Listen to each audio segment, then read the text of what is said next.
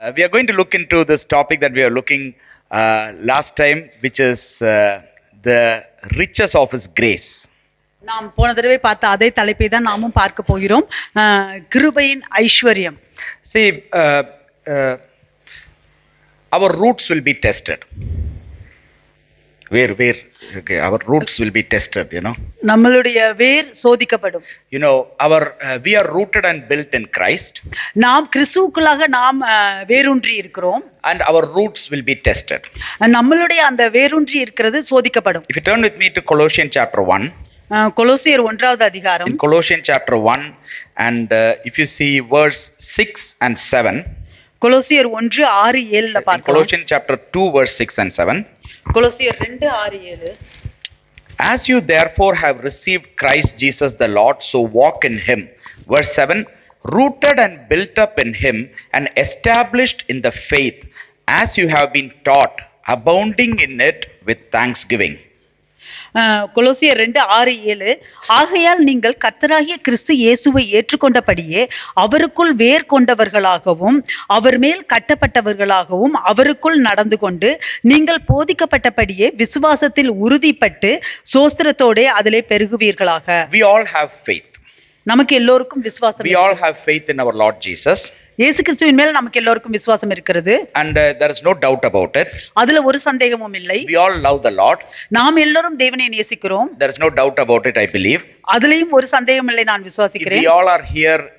We have some reason to look unto the Lord, or there is something in our heart that is there that is bringing us to the Lord. நாம் எல்லோரும் தேவனை பார்ப்பதற்காகவும் நம்முடைய இருதயத்துக்குள்ளாக தேவனுக்காக ஏதோ ஒன்று இருக்கிறது நம்மை தேவனிடத்தில் கொண்டு வருகிறது. We all love the Lord. நாம் எல்லோரும் தேவனை நேசிக்கிறோம். We all have faith in Jesus. நம்ம எல்லோருக்கும் இயேசு கிறிஸ்துவின் மேல் விசுவாசம் இருக்கிறது. We all have assurances in God's promises. தேவனுடைய வாக்குத்தத்தங்களில் நமக்கெல்லாம் உறுதி இருக்கிறது. We all know that the Lord has works all things for good in our life. நமக்கு தெரியும் தேவன் நம்மளுடைய வாழ்க்கையில எல்லா காரியங்களையும் நன்மைக்கு ஏதுவாகவே செய்கிறார் என்று. All things work together for good. எல்லா காரியங்களும் நன்மைக்கு ஏதுவாக நடக்கிறது. Those who love the Lord, தேவனை நேசிக்கிறவர்களுக்கு, and to those who are called according to his purposes. அவருடைய திட்டத்தின்படி அழைக்கப்பட்டவர்களுக்கு. It is all fine. அது எல்லாம் நல்லதுதான். We all have everything. நமக்கு எல்லாமே இருக்கிறது. I don't think you need to doubt it. அதுல நாம் சந்தேகப்பட வேண்டியதற்கு தேவையில்லை. You and me have faith. உங்களுக்கும் எனக்கும் விசுவாசம் இருக்கு. You all me have assurances in God's promises. தேவனுடைய வாக்குத்தத்தத்தில் உங்களுக்கும் எனக்கும் உறுதி இருக்கிறது. You all love the Lord. நீங்க எல்லாரும் தேவனை நேசிக்கிறீர்கள். You all know that the Lord cares for you. உங்களுக்கு எல்லோருக்கும் தெரியும் தேவன் உங்களுக்காக அக்கறை உள்ளவராக இருக்கிறார் என்று. Amen. Amen. Don't also say yes now, okay? இல்லாட்டி ஆமென் என்று சொல்லுங்கள். But there is one thing that can be tested. ஆனால் ஒரு காரியம் சோதிக்கப்படப்படும். The depth of that love can be tested. அந்த நம்மளுடைய அன்பின் ஆழம் அது சோதிக்கப்படும். The depth of our love for God can be tested. தேவனுக்காக நமக்கு இருக்கிற அந்த அன்பின் ஆழம் சோதிக்கப்படும். The depth of God's love for us according to our perception can also be tested.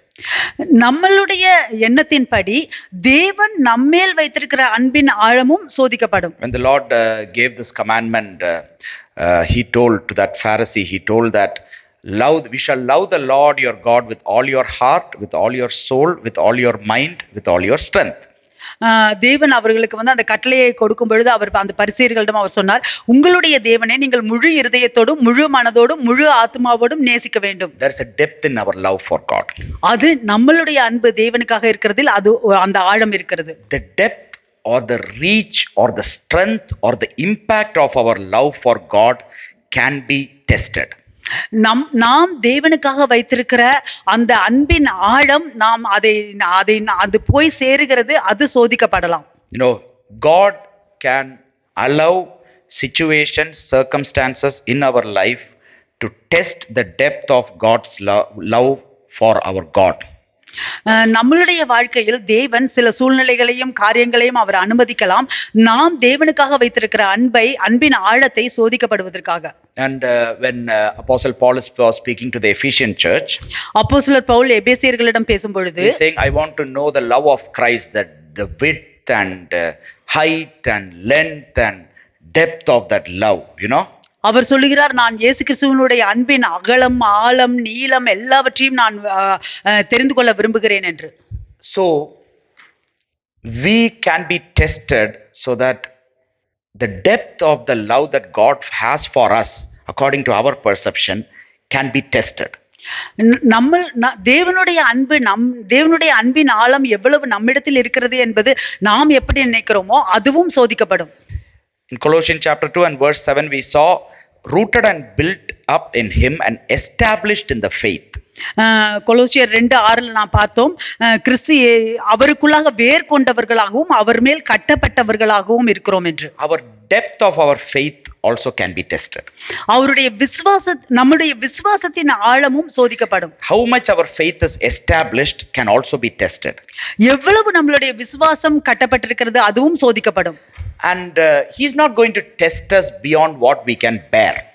நாம் எவ்வளவு நம்முடைய திராணிக்கு மேலாக அவர் சோதிக்கப்பட மாட்டார்.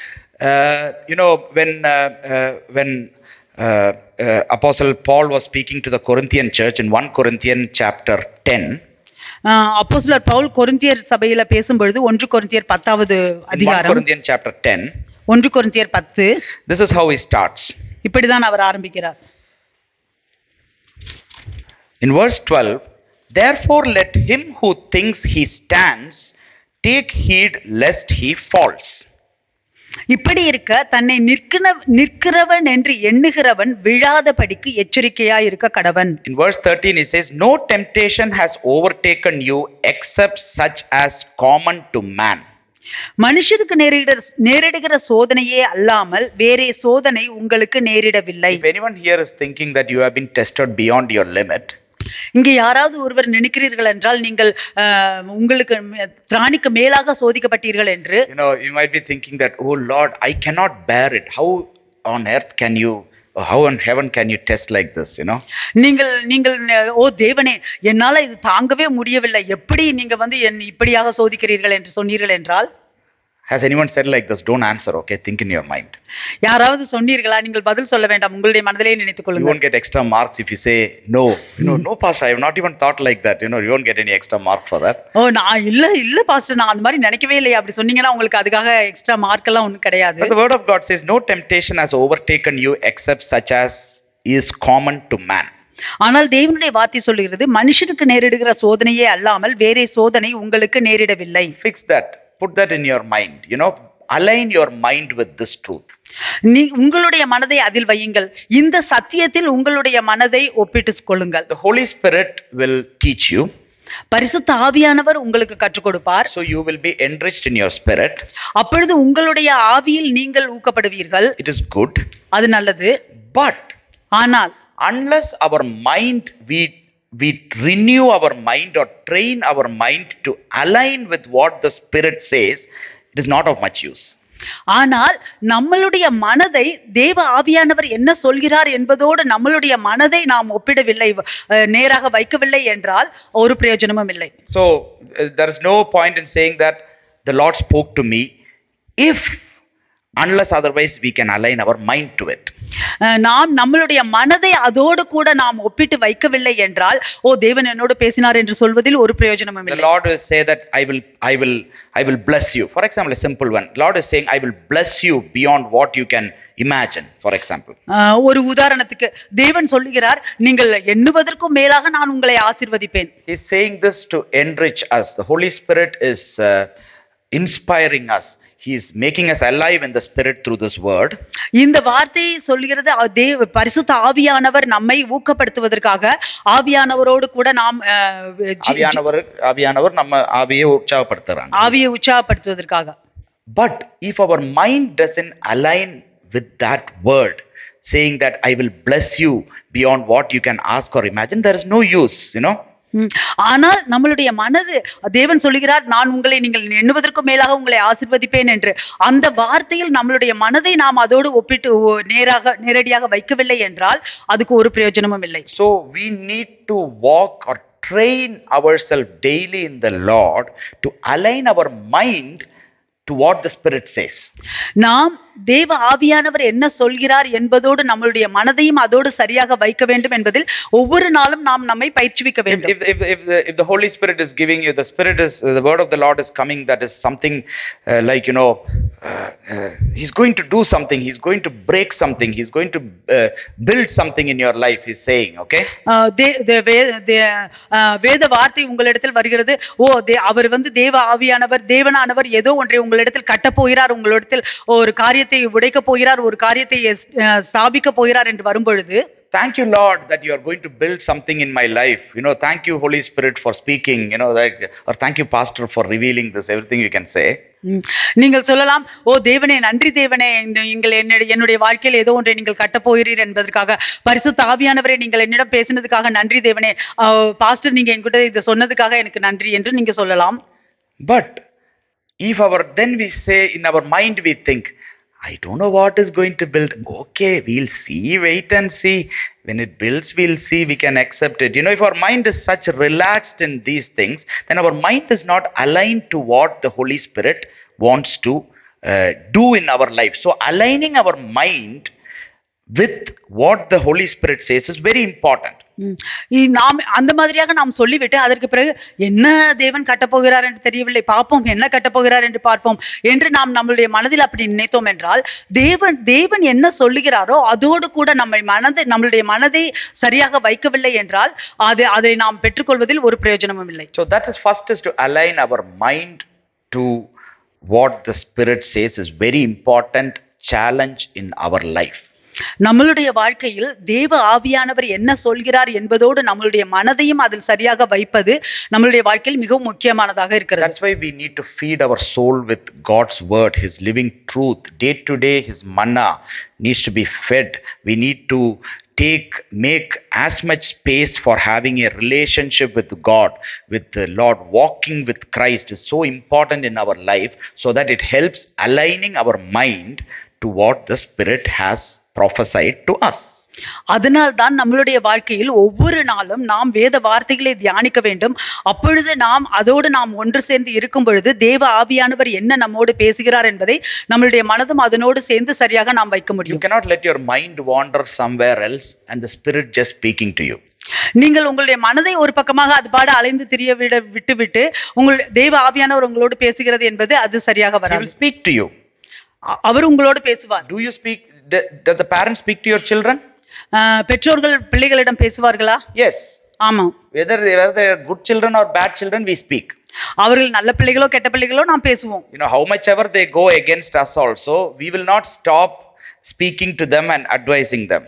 எவ்வளவுதான் அவர்கள் நமக்கு எதிராக போனாலும் நாம் அவர்களிடம் பேசுவதையோ அவர்களுக்கு அறிவுரை கூறுவதையோ நாம் நிப்பாட்ட மாட்டோம். Holy Spirit will also speak. The Spirit of the Lord, He will speak to us. பரிசுத்த ஆவியானவரும் தேவ ஆவியானவரும் நம்மோடு கூட பேசுவார். In Romans chapter 12 and verse 2, ரோமர் 12:2 Apostle Paul is saying to the believers in Rome, and do not be conformed to this world, but be transformed by the renewing of your mind, that you may prove what is that good and acceptable and perfect will of God. நீங்கள் இந்த பிரபஞ்சத்திற்கு ஒத்த வேஷம் தெரியாமல் தேவனுடைய நன்மையும் பிரியமும் பரிபூரணமுமான சித்தம் இன்னதென்று பகுத்தறியத்தக்கதாக உங்கள் மனம் புதிதாகிறதுனாலே மறுரூபமாகுங்கள். So you can see that there is an aligning of the mind to what the Holy Spirit says. இங்கே நாம் பார்க்கிறோம் பரிசுத்த ஆவியானவர் என்ன சொல்கிறாரோ அதோடு சேர்ந்து மனமும் புதிதாகிறது. But be transformed by the renewing of your mind. உங்கள் மனம் புதிதாகிறதுனாலே மறுரூபமாகுங்கள். So you can see that now we are somewhat training, somewhat you are equipping yourself with the help of the Lord to align your mind.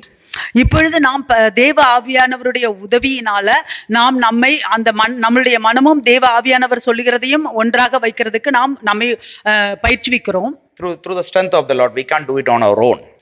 தேவ பலத்தினால நாம் செய்கிறோம், அது நாமாகவே செய்ய முடியாது. Now the next challenge comes. அடுத்த சவால், aligning our body to what the mind says, to what the Spirit says.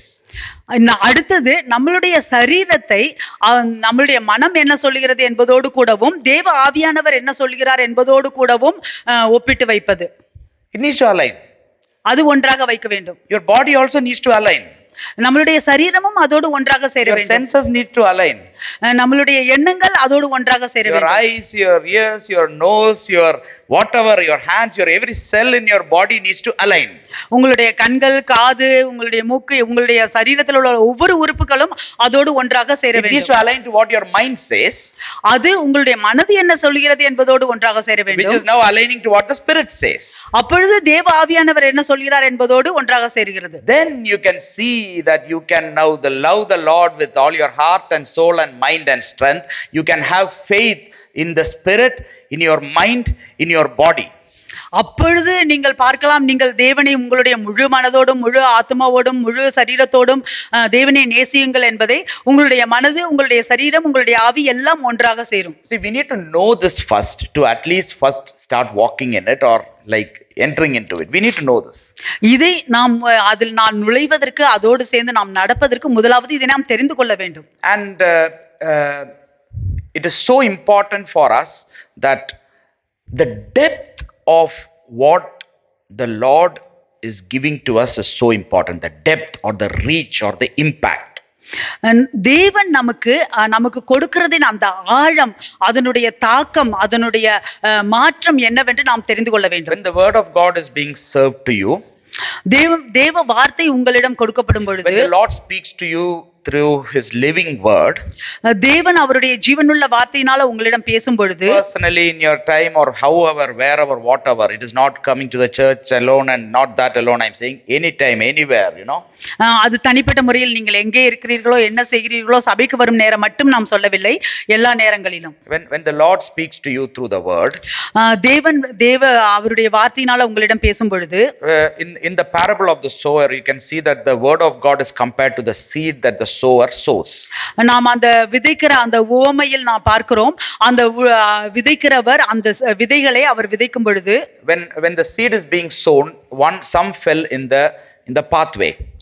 அந்த விதைகள் விதைக்கப்படும் பொழுது சில விதைகள் அந்த பாதையில் விழுந்தது. Now the pathway is so hard. அந்த பாதை மிகவும் கற்பாறையாக இருக்கிறது. Because people have stamped over and walked over and over in that pathway.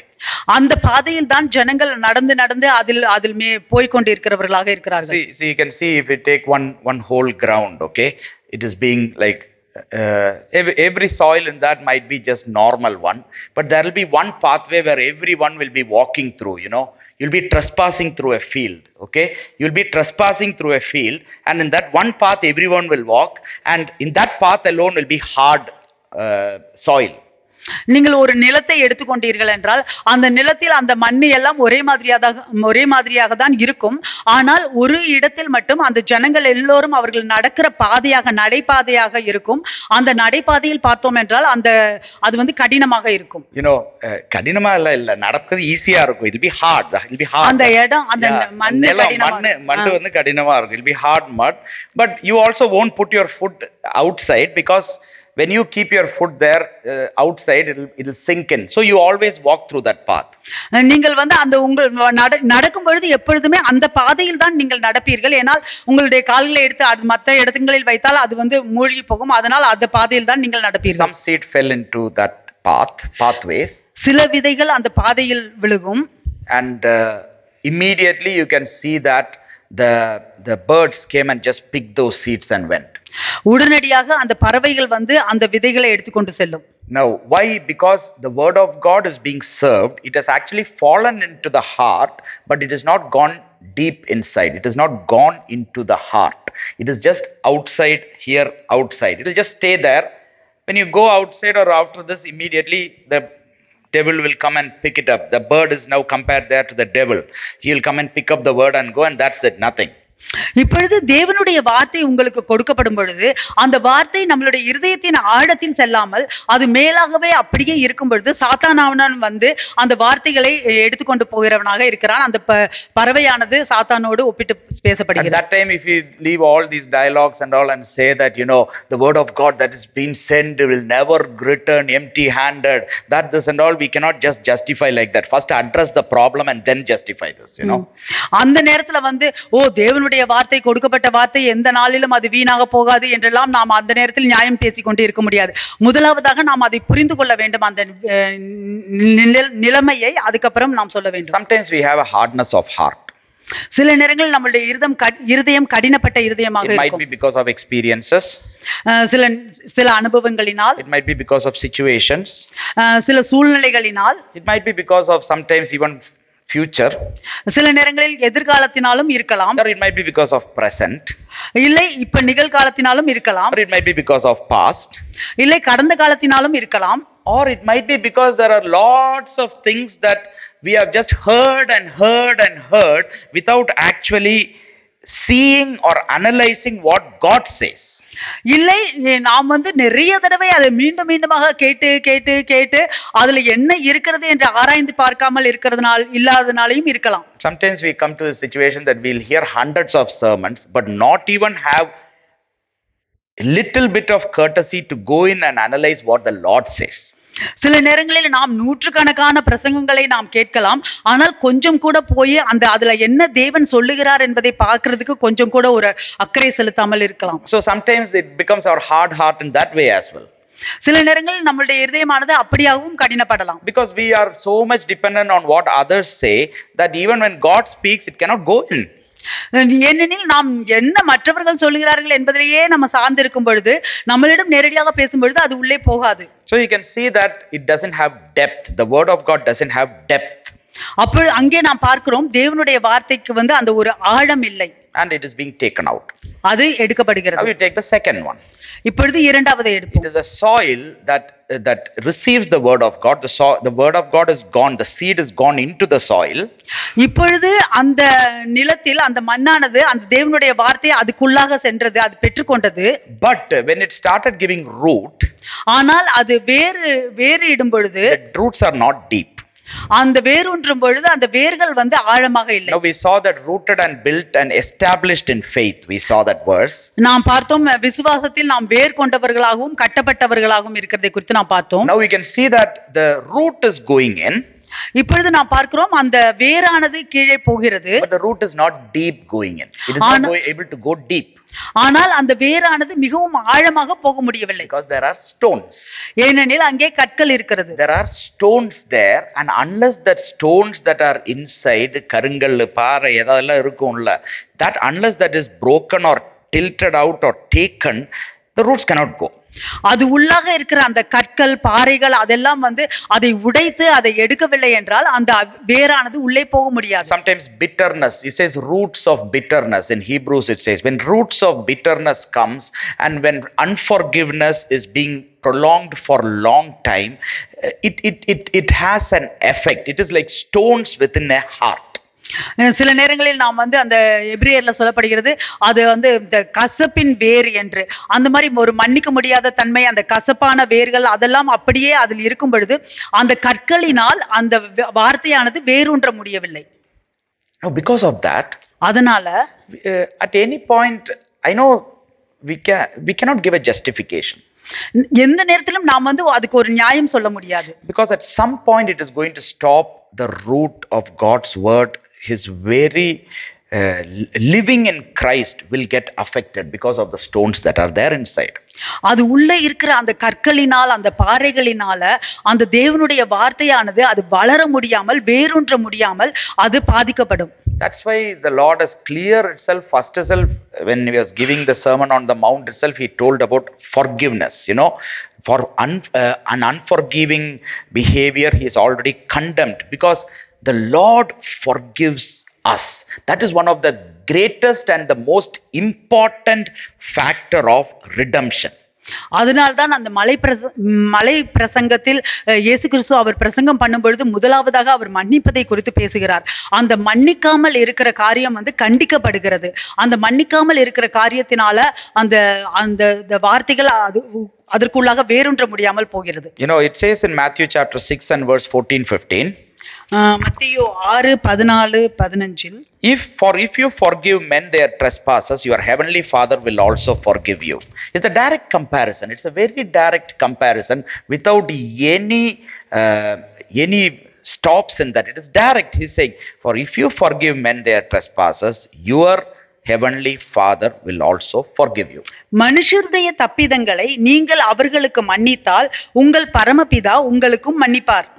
You know, when he says, for if you forgive men their trespasses means someone has come into your land. That is trespassing.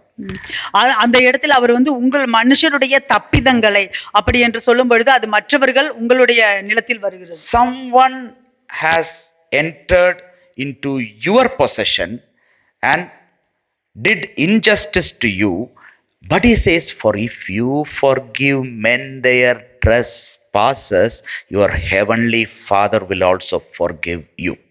யாராவது ஒருவர் உங்களுடைய நிலத்தில் உங்களுக்கு அநியாயம் செய்தாலும் அவர் இங்கே சொல்லுகிறார், மனுஷருடைய தப்பிதங்களை நீங்கள் அவர்களுக்கு மன்னித்தால் உங்கள் பரமபிதா உங்களுக்கும் மன்னிப்பார். Can we align our mind to this? நம்மளுடைய மனதை இதோடு நாம் ஒன்றாக சேர்த்து வைக்க முடியுமா? Can we align our body to our mind?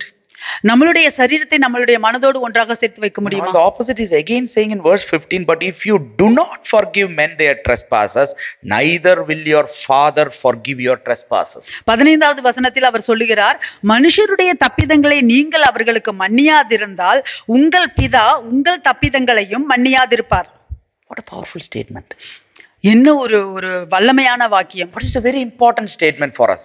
ஆனால் அது நமக்கு மிகவும் முக்கியமான ஒரு வாக்கியம். It struck me so much.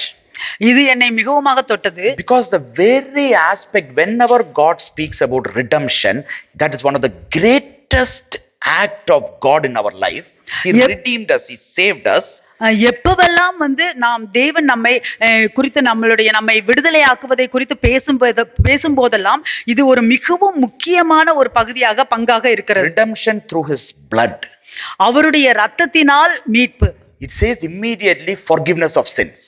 உடனடியாக அவர் சொல்லுகிறார் பாவத்தை மன்னிப்பதை குறித்து. Redemption through His blood, forgiveness of sins. This is what it comes in the verse. இந்த வசனத்துல அதுதான் வருகிறது. அவருடைய இரத்தத்தினால மன்னிப்பு, அவருடைய இரத்தத்தினால மீட்பு, பாவ மன்னிப்பு. Because the first step when Lord opens our heart for repentance, when we repent, the first thing He is doing, the act is forgiveness of our sins.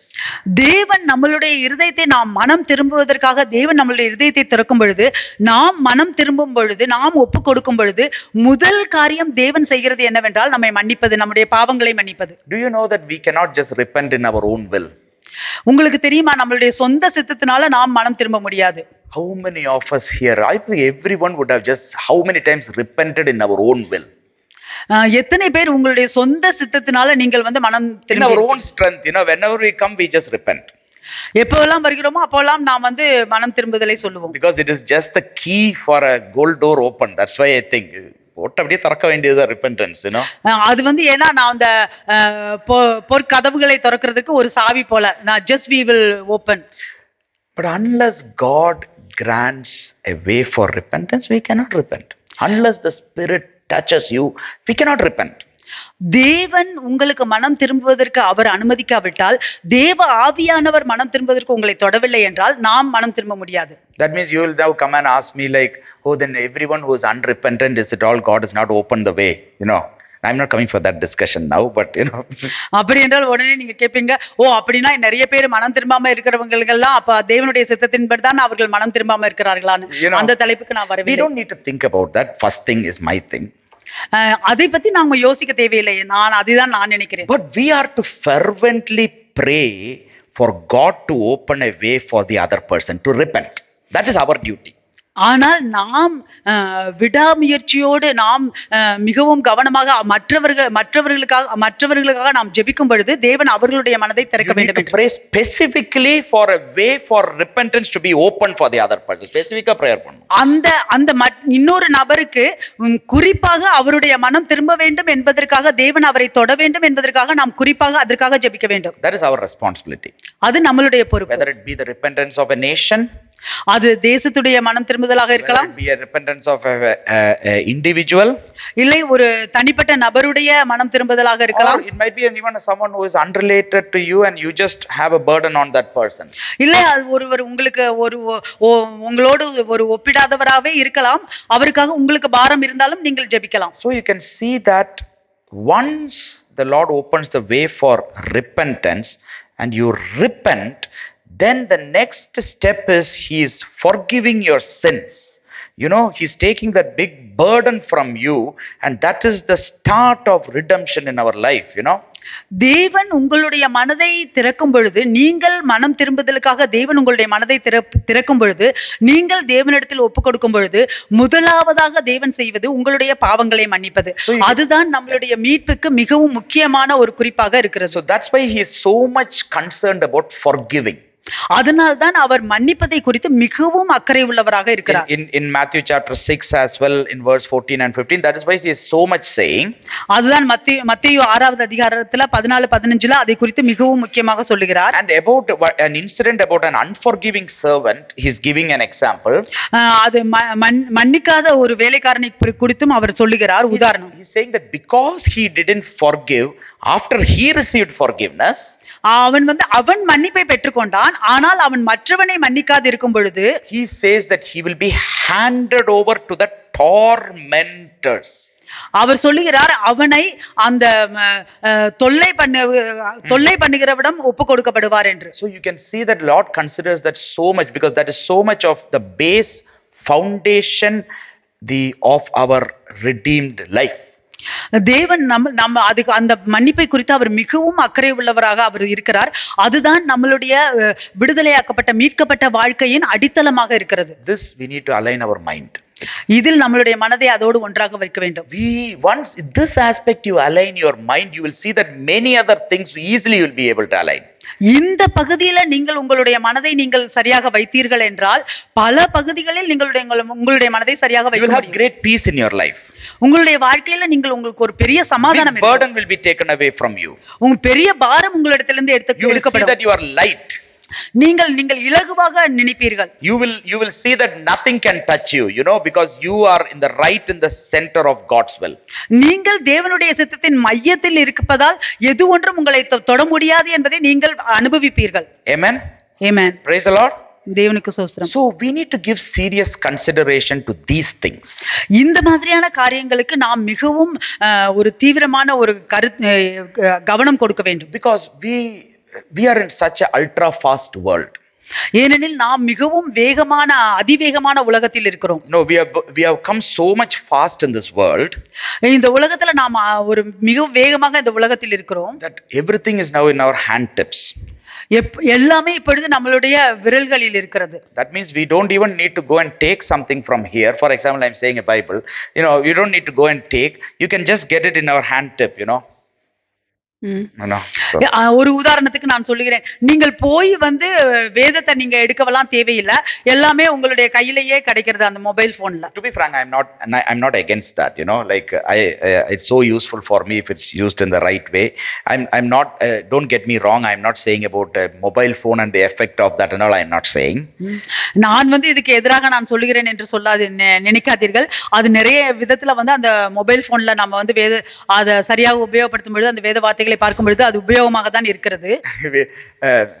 Once there was a topic, discussion topic which someone suggested, saying that the effect of technology in the church, ஒரு தடவை ஒரு தலைப்பு சபையில அவங்க கொடுத்தாங்க, இந்த டெக்னாலஜியோட பாதிப்பு என்ன. ஒரு ஆள் கொடுத்தாங்க. Okay, a couple of people, but I didn't touch that topic at all. சில பேர் கொடுத்தாங்க, நான் அந்த தலைப்பை தொடவே இல்லை.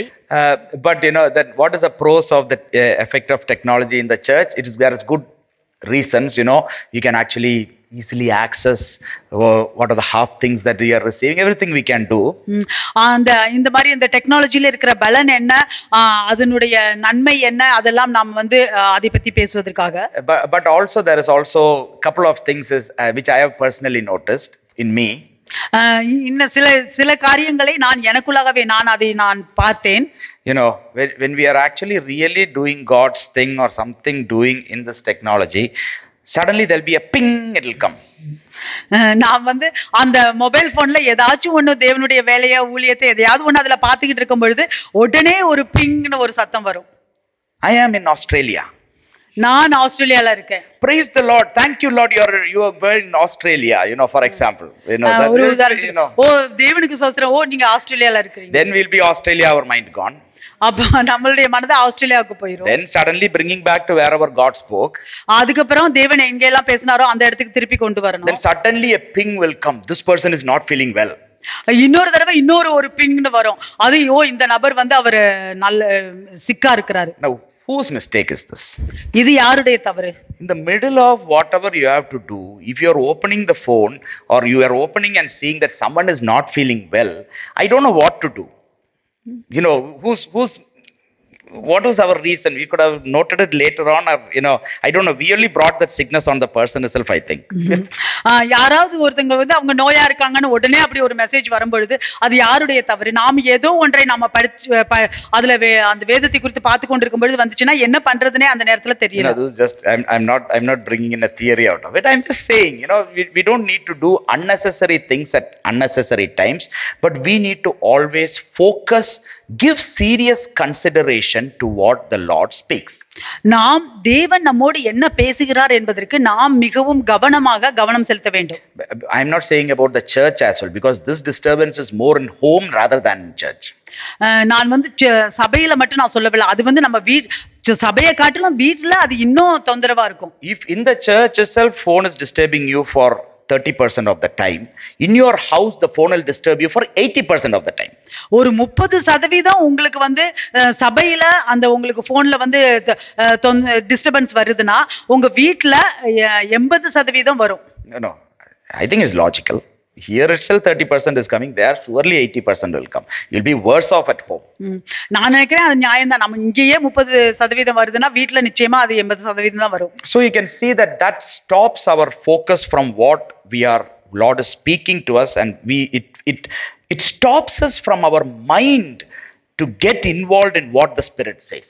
அது அந்த நேரத்துல தேவன் நம்மோடு என்ன பேசுகிறார் என்பதை அது நிறுத்துகிறதாக இருக்கிறது. நம்மளுடைய மனதை அது நிறுத்துகிறதாக இருக்கிறது தேவனிடத்தில் கேட்பதற்கு. See, if we have a wandering mind, then we can ask the Lord and we can break and bind whatever is wandering if it is an uncontrollable thing. If always your mind is getting wandered out, you can surely be assured that God has given you the authority to bind it.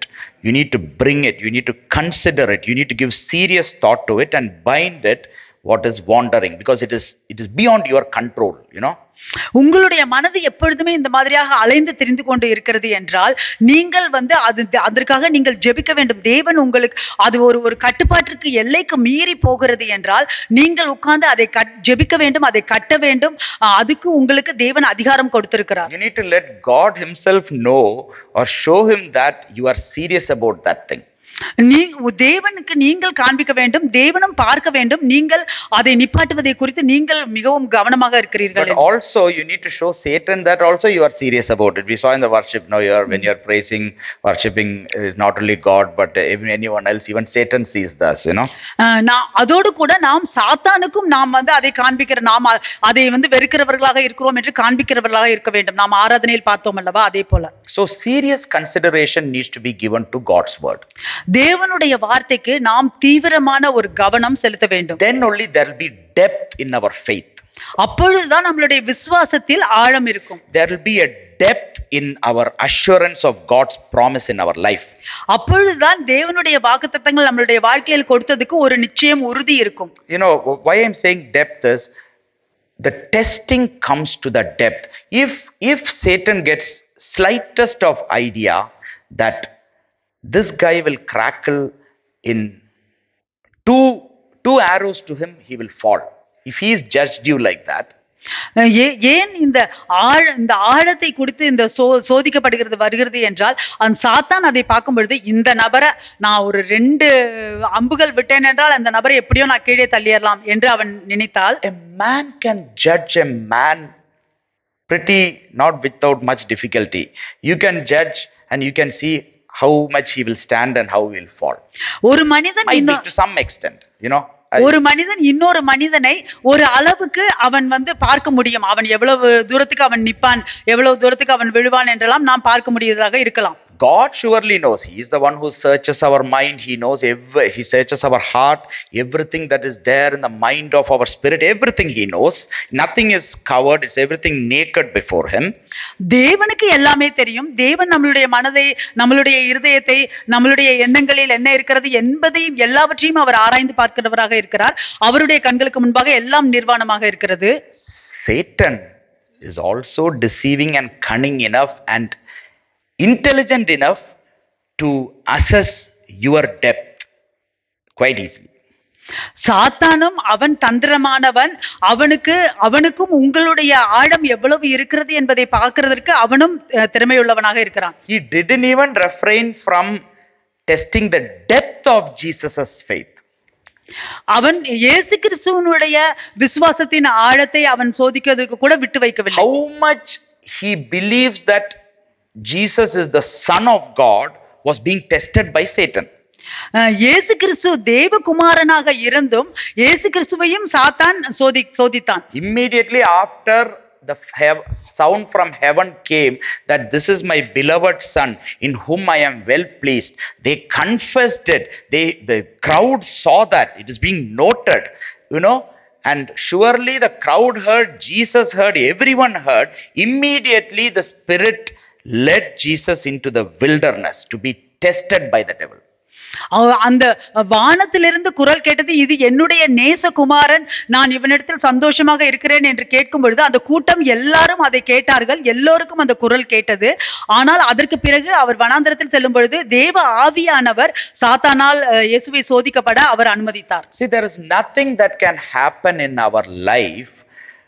Satan cannot test us or tempt us by hiding from God and coming to us. ஆண்டவர்கிட்ட ஒளிஞ்சு நம்ம கிட்ட சாத்தான் நம்மளை சோதிக்க முடியாது. He cannot, because God has to allow it. இந்த சாத்தான் தேவனுக்கு தெரியாம தேவனுக்கு மறைவாக நம்மளை சோதிக்க முடியாது. ஏனெனில் தேவன் தான் இதை அனுமதித்திருக்கிறார். Then if God is not able to see that Satan is now trying to attack this person, then why would we ever call him God? இந்த சாத்தான் இந்த நபரை அவன் தாக்குகிறான் என்பதை தேவன் பார்க்க முடியவில்லை என்றால் நாம் அவரை தேவன் என்று சொல்லுவோமா? That's why you can see the Spirit led Jesus into the wilderness to be tested by the devil. அதனால் தான் அங்கே சொல்லப்படுகிறது, ஆவியானவர் இயேசு கிறிஸ்துவை அந்த வனாந்தரத்தில் சாத்தானால் சோதிக்கப்பட வழிநடத்தினார் என்று. So now in the song today we all confess we are not a slave, we are a child of God and all.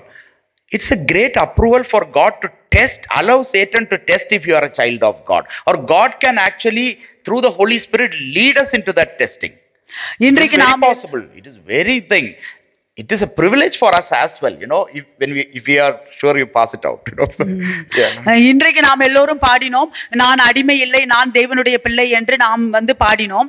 அப்பொழுது நாம் எல்லாரும் ஒப்பு கொடுத்தோம். இந்த நேரத்தில் தேவன் அனுமதிக்க முடியும் சாத்தானை நம்மளுடைய அந்த ஆழம் எவ்வளவு இருக்கிறது என்பதை சோதித்து பார்ப்பதற்கு. Because the Lord is he has given that depth, he has given whatever is needed, and he is also allowing test. தேவன் நமக்கு என்னவெல்லாம் தேவையோ அந்த ஆழத்தை அவர் கொடுக்கிறார். அதே நேரத்தில் அதை நான் சோதிக்கப்படுவதற்கும் அவர் அனுமதிக்கிறார். But you can see that Jesus passed through that test. ஆனால் நாம் பார்க்கலாம் இயேசு கிறிஸ்து அந்த சோதனையை கடந்து சென்றார். And when he came out of that test, அந்த சோதனையிலிருந்து அவர் வெளியே வரும் பொழுது in லூக்காவில்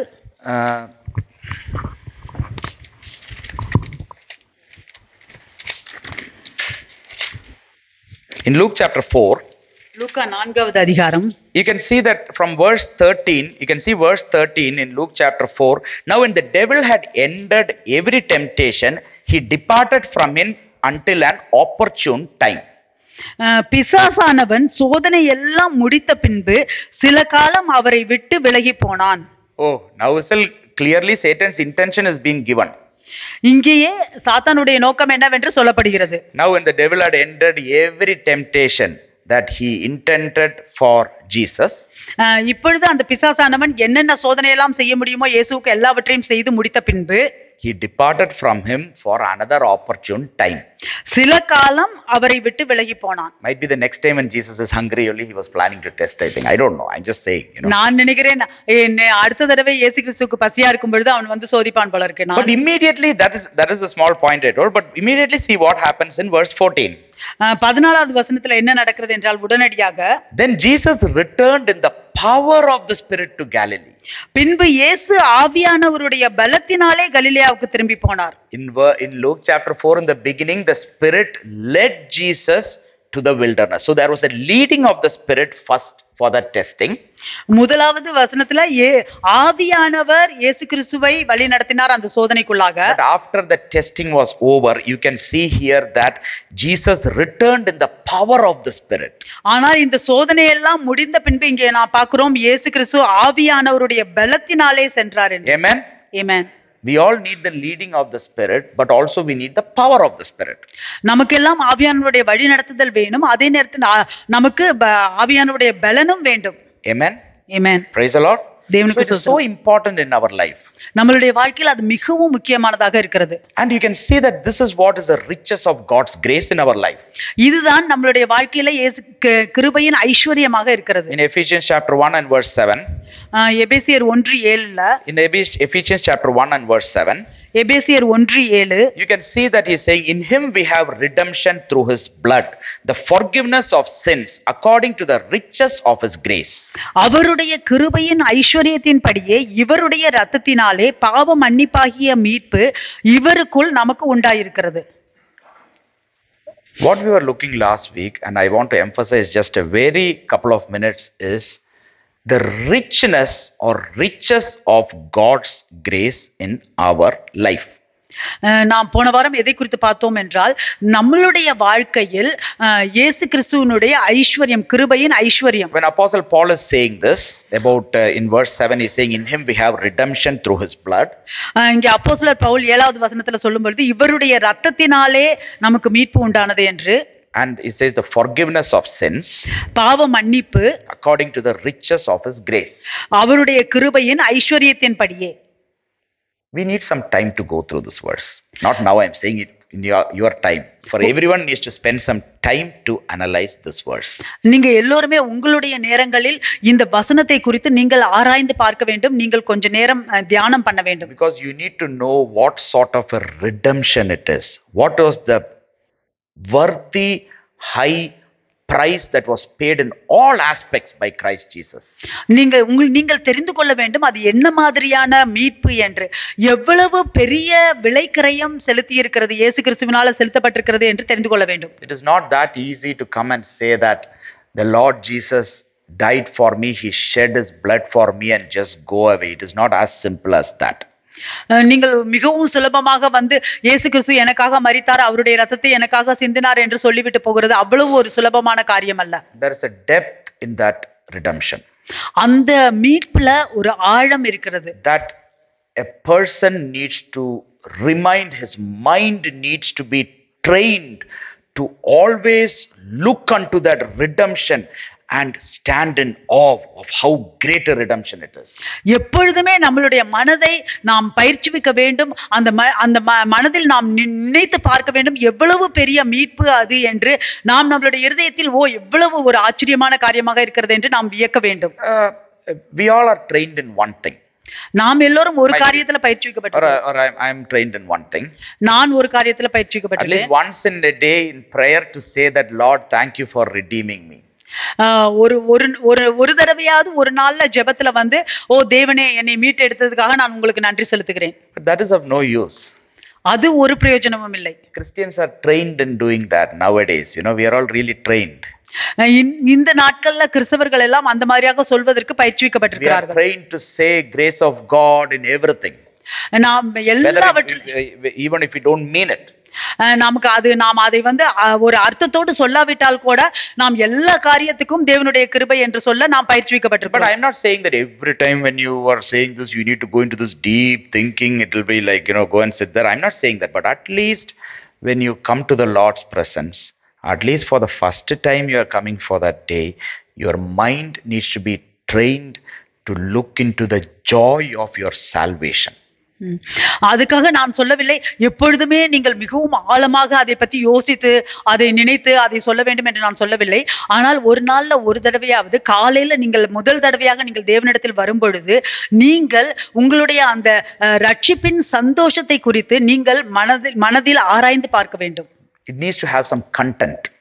அதுல உங்களுக்கு ஒரு பொருள் இருக்க வேண்டும். The Lord, the Holy Spirit gives the content. பரிசுத்த ஆவியானவர் உங்களுக்கு அதில் உள்ள ஆழத்தை கொடுக்கிறார். So that now we can ponder upon that content. அப்பொழுது நீங்கள் அதில் உள்ளதை நாம் யோசித்து பார்க்க முடியும். And then we can start our day with the joy of the salvation of the Lord. அப்பொழுது நாம் நம்மளுடைய அந்த நாளை ரட்சிப்பின் சந்தோஷத்தில் ஆரம்பிக்க முடியும். We are going to finish it and we are just going to pray. நாம் இப்பொழுது முடிக்க போகிறோம், நாம் ஜெபிக்க போகிறோம். In him we have redemption through his blood, the forgiveness of sins according to the riches of his grace. அவருடைய கிருபையின் ஐஸ்வரியத்தின்படியே இவருடைய இரத்தத்தினாலே பாவ மன்னிப்பாகிய மீட்பு இவருக்குள் நமக்கு உண்டாயிருக்கிறது. There is a richness in God's grace towards us. நமக்கு இருக்கிற அந்த தேவனுடைய கிருபையில ஐஸ்வரியம் இருக்கிறது. It is not a poor grace. அது ஒரு ஏழ்மைத்தனமான கிருபை அல்ல. How are you? By the grace of God I am fine. Nothing is happening in my life. Don't ask me. That's the thing. You know? நீங்க எப்படி இருக்கீங்க அப்படின்னா தேவனுடைய கிருபையால நான் நல்லா இருக்கேன் அப்படின்னா உங்களுக்கு வாழ்க்கையில ஒண்ணுமே நடக்கல, அதுதான் அர்த்தம். இல்ல, I know that the intention is that I'm fine according to God's grace, but there is nothing else in the life to point out to say that I am fine by God's grace, other than this word. என்ன நான் தேவனுடைய கிருபையால நான் நல்லா இருக்கிறேன் என்றுதான், ஆனா இத சொல்றதை தவிர வேற ஒன்றும் இல்லை சொல்லுவதற்கு. But Apostle Paul always had one thing. He knew from where he came, what he was, and from where God had saved him. So he had a very high richness when he speaks about grace. The riches of God's grace was so much evident in him. That's why the Holy Spirit is now speaking through him to us, அப்போஸ்தலர் பவுலுக்கு தெரியும் அவர் எங்கே இருந்து வந்தார், எப்படி அவரை தேவன் தொட்டார், எப்படி அவர் ரட்சிப்பை பெற்றுக்கொண்டார் என்பதை குறித்தெல்லாம் தேவனுடைய கிருபை எவ்வளவு ஐஸ்வர்யம் உள்ளது என்பதெல்லாம் அவருக்கு மிகவும் நன்றாக தெரியும். அதனால்தான் எப்பொழுதும் அவர் தேவனுடைய கிருபையை குறித்து பேசும் பொழுதெல்லாம் தேவனுடைய கிருபையின் ஐஸ்வர்யத்தை குறித்து அவர் சொல்லுகிறார். இன்று நமக்கும் அதை சொல்லுகிறார். Let us lead our life. நாம் நம்மளுடைய வாழ்க்கையை வழிநடத்துவோம். Realizing the riches in God's grace, riches of God's grace in our life. நம்மளுடைய வாழ்க்கையில் தேவனுடைய கிருபையின் ஐஸ்வர்யத்தை நாம் உணர்ந்து நாம் நம்மளுடைய வாழ்க்கையை வழிநடத்துவோம். The richness that is there in grace of God towards you and me. உங்களுக்கும் எனக்கும் தேவனுடைய கிருபையில் அவ்வளவு ஒரு ஐஸ்வர்யம் இருக்கிறது. Let's all stand to our feet today. நாம் எல்லோரும் எழுந்து நிற்போம்.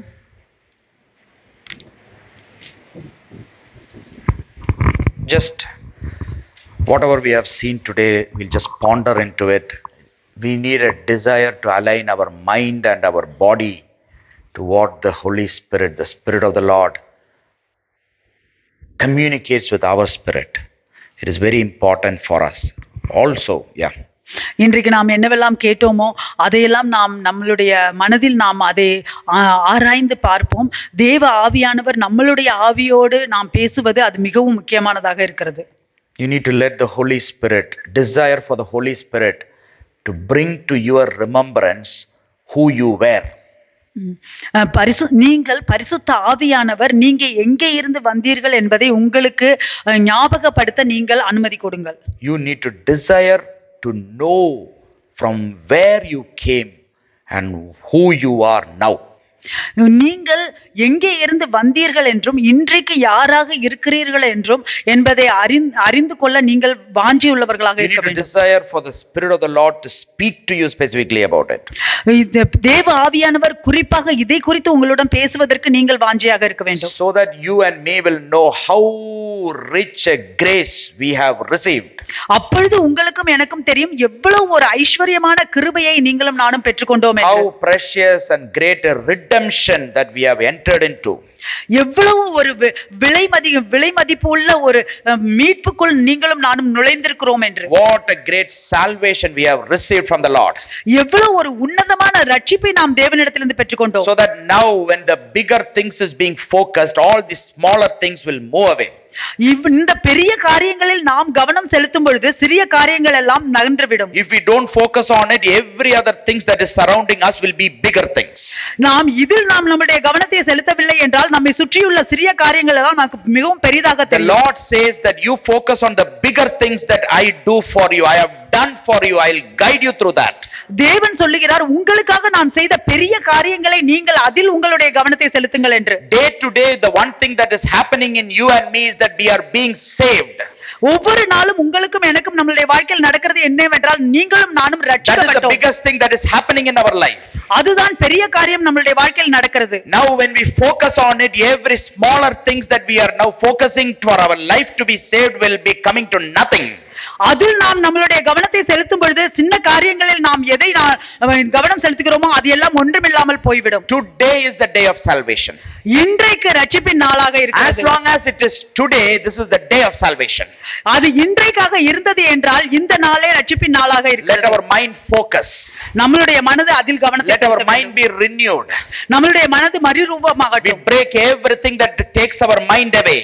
நம்மளுடைய மனதிலிருந்து நம்மை மனதை எடுக்கிற எல்லா காரியங்களையும் நாம் இன்றைக்கு உடைத்து Every wandering minds we break it. Every Satan's attack on minds to wander, we break it in the mighty name of Jesus. எல்லா அலைந்து திரிகிற எல்லா மனதையும் சாத்தானானவன் கொண்டு வருகிற எல்லா சதித்திட்டங்களையும் இன்றைக்கு இயேசு கிறிஸ்துவின் நாமத்தினால நாம் Every ambushes that Satan tries to place in a deceptive way, we break it in the mighty name of Jesus. சாத்தான் தந்திரத்தோடு என்னென்ன காரியங்களில் நம்மை வந்து ஏமாற்ற வஞ்சிக்க விரும்புகிறானோ எல்லாவற்றையும் இயேசு கிறிஸ்துவின் நாமத்தினால எடுத்து போடுவோம். We break it in the mighty name of Jesus. இயேசு கிறிஸ்துவின் நாமத்தினால உடைப்போம். Lord, reveal to us, O Father. தேவனே எங்களுக்கு வெளிப்படுத்தும் ஆண்டவரே. Lord, unless you reveal, how can we know? தேவனே நீங்கள் எங்களுக்கு வெளிப்படுத்தவில்லை என்றால் எப்படி நாங்கள் தெரிந்து கொள்வோம்? Lord, we don't want to be like the Pharisees. Even though they had the ears, they couldn't hear. Even though they had the eyes, they were blind. நாங்கள் பரிசேயர்களைப் போல இருக்க விரும்பவில்லை. இல்ல ஆண்டவரே, அவர்களுக்கு காதுகள் இருந்தும் கேட்க முடியவில்லை, கண்கள் இருந்தும் பார்க்க முடியவில்லை. We want our ears to hear what the Spirit of the Lord says. தேவ ஆவியானவர் என்ன சொல்லுகிறார் என்பதை எங்களுடைய காதுகளில் நாங்கள் கேட்க விரும்புகிறோம். We want to, Lord, see what, Lord, the Lord shows by faith. We walk by faith, not by sight. நாங்கள் தேவ ஆவியானவர் விசுவாசத்தினால என்ன எதை எங்களுக்கு காண்பிக்கிறாரோ அதில் நாங்கள் நடக்க விரும்புகிறோம். Lord, as a church we pray. சபையாக நாங்கள் ஜெபிக்கிறோம் ஆண்டவரே. And we submit to this truth. இந்த சத்தியத்தில் நாங்கள் ஒப்புக்கொடுக்கிறோம் ஆண்டவரே. Do your work. உங்களுடைய வேலையை நீங்கள் செய்யுங்கள். For your greater glory. உம்முடைய மகிமைக்காக. In Jesus' name. இயேசு கிறிஸ்துவின் நாமத்தில். Amen. Amen.